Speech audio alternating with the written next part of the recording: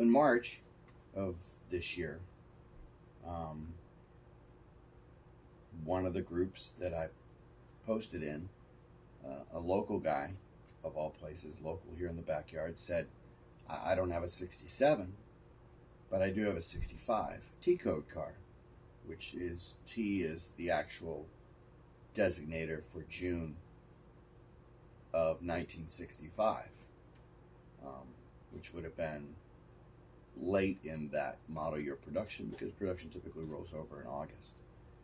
And so he said, I have a 10T card, which is June 3rd, 1965. And it was not a model year that I was really looking at as a candidate, but I did realize that 67 fastbacks were astronomically priced through the roof because of their association with Gone in 60 Seconds and all of the notoriety from that particular film recently. And he had said to me, there's a couple of good things about the car, and there's something not so good. The good thing is it's a true documented A-code GT convertible, which piqued my interest because I hadn't really thought about a convertible at that time. And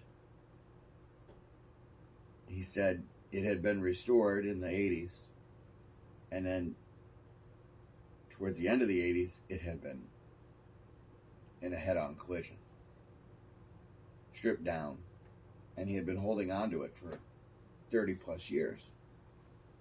The title and the VIN and the door tag and everything.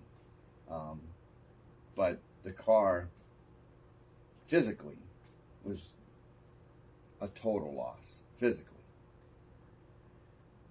And he said, I've been holding on to it because I just can't let go of an A-code GT convertible. I just can't do it. Couldn't do it. So it's been sitting in my backyard under a tree. And the price was right to me, because I knew that one of the requirements I had was that I wasn't going to be able to jump into a $20,000 or $30,000 initial debt. It was not set up that way. My intention was to find something that needed to be reclaimed, that needed to be resurrected. The first name of the project was Project Lazarus, specifically for that reason.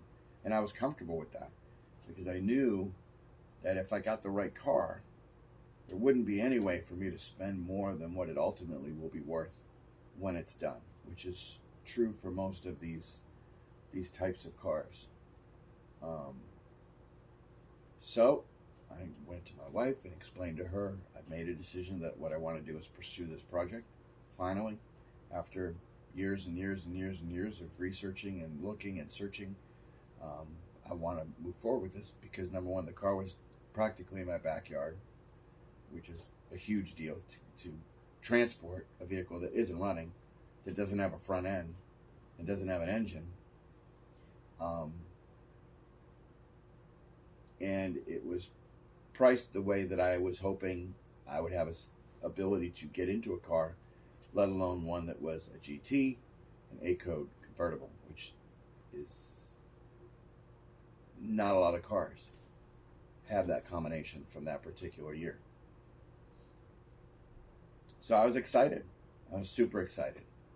And 179 days later,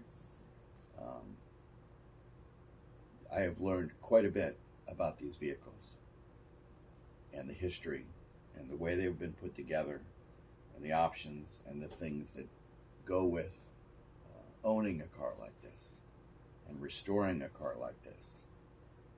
And I knew that I was going to need to replace nearly the entire structural